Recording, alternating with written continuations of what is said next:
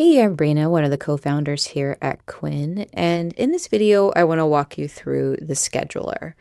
So this is a workflow that lets people book time on your calendar directly without any of that email back and forth to find a time. What you're looking at right now is my own booking page. So when I share this link, this is what the other person sees. Most times I will actually send a link that goes directly to one of these meetings because often that's what they're asking for, or Quin will do that because Quin knows what each meeting is for. So if I'm going back and forth in an email regarding a customer story interview and someone asks to book a time, Quin will respond and know that this is the link that it needs to provide. So it's smart enough to know that. But if I just wanted to send them to my general booking page to see the different options, perhaps you have a situation where they need to select something based on the time frame or topic, you can send them here. And as you can see, there's different varying descriptions for each meeting that you can set as well. So let's go back into the settings and I'll show you how to get this set up. So the scheduler is actually one of our core workflows. What that basically means is it's one of the key values of using Quin. It's a very powerful workflow that we've built in and offered quite a bit of features with. So you can go to your settings tab, go into the core workflows and click scheduler. Because the scheduler is built into Quin directly, it connects with everything else. So when someone books a meeting, Quin can add them to your CRM, prep you before the call, send reminders, and handle the follow-up after. It's not just the booking that offers that value. It really is the whole sequence around it. So that's why people love the scheduler, because as soon as someone hits schedule, you don't have to set anything else up. You don't have to create any other workflows. Quin already knows it needs to be doing certain tasks. The one thing worth mentioning, if you do share your booking link inside an email with someone, Quin does already know who that person is through the CRM if they're in there. So what's cool is that if I were, say, scheduling time with John Smith and this was the link I sent him to book a Quin call, it would actually say, "Good morning, John," here, and it would know who they're speaking to. And so what's great about that is a person doesn't have to fill in their information, their name and email. It's already ready to go if that's something that you're doing in your email. If it's obviously you're just kind of cold sending this link, it won't do that. But that is a cool feature. Sort of just, again, eliminates multiple steps that you have to do in order to get something scheduled. So that's pretty cool. All right, let's dive in. So at the top of your settings page, this is where you'll see your unique booking page. This is what I was showing you before. It's that general page that has all of your different meeting types available listed there. So again, if you want to send that to someone and they need to select the type of meeting, that would be the link you would send them. Below, this is where you create your individual meeting types. So each one gets its own link with its own settings. You can have a link for a 30-minute consultation or another one for a longer strategy session or for a customer check-in. You can create as many as you need. I'll click into one of mine so you can just see how it is configured here. So this is my Quin trial onboarding meeting. I use this when someone is in their trial period. If you are a user, I'm sure you've seen emails where I am creating a link and sending it to you to schedule time together. Here I have it set for 30 minutes. We meet on Zoom. Here's the short description here that you can configure. It obviously puts it on my Hey Quin calendars. You can choose which calendar you want it to go to. So even if your account, say, for example, my account is under Plainsight Ventures, that's okay. It doesn't have to be that particular calendar. If I've integrated multiple calendars with Quin, it has access to all those calendars. So you can choose on the meeting type level which calendar you want it added to. And it doesn't really have to do with how you set up your Quin account overall. You can have Quin control multiple calendars. And this is key because a lot of other similar products don't offer this. So that's another reason why folks love using Quin, because it helps you manage all those different calendars you have.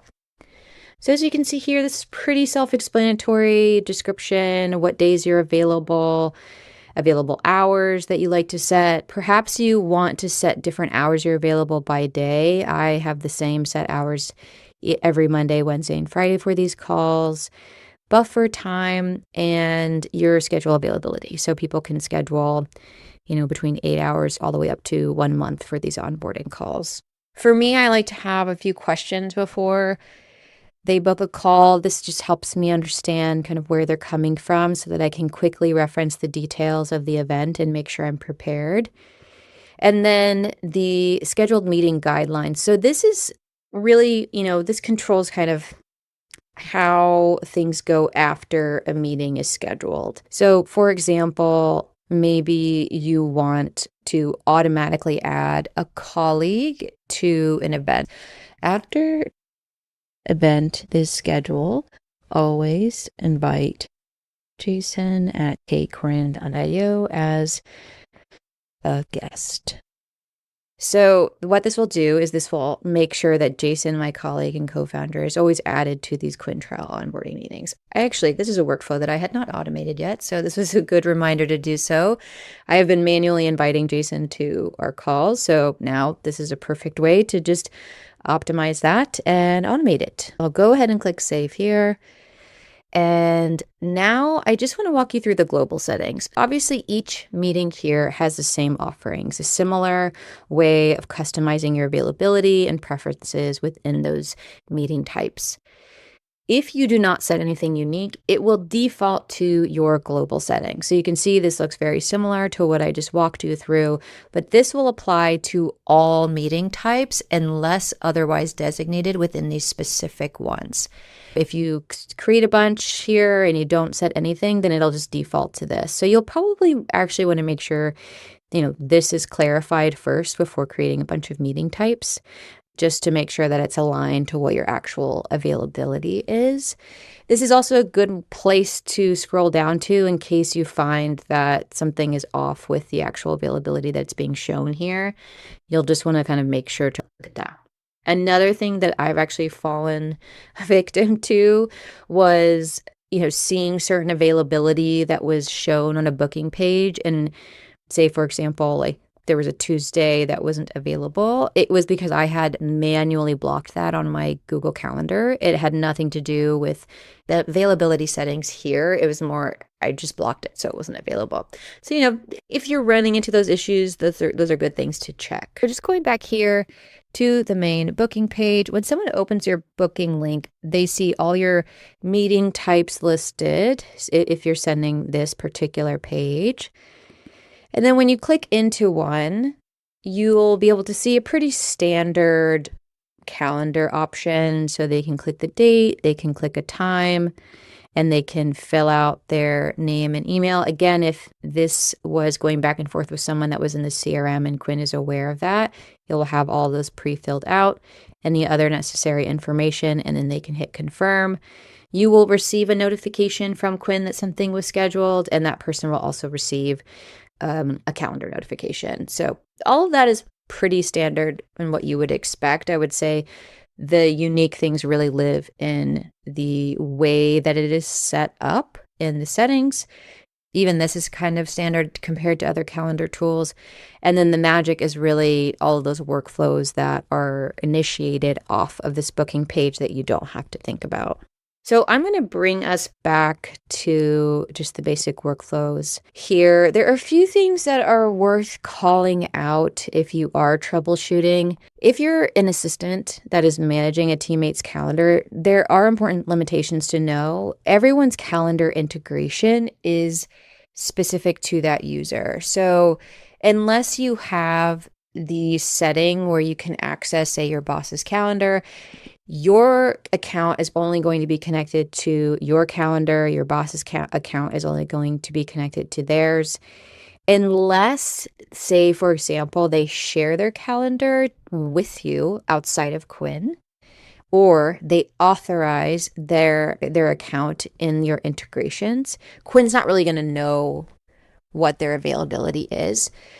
So you'll have to kind of discuss with your team what the best approach is and how you're handling that. Again, we do have capabilities on the admin account level to have assistants access different calendars across user interfaces. So there are some options there. If you have questions about that, just email us and we can walk you through that. But it's just something to be aware of that typically the default here is Quinn only has access to your calendar as an individual user. It does not cross reference other users, even if they're on your team, unless, of course, they have authorized that. Let's see. I think that's really about it.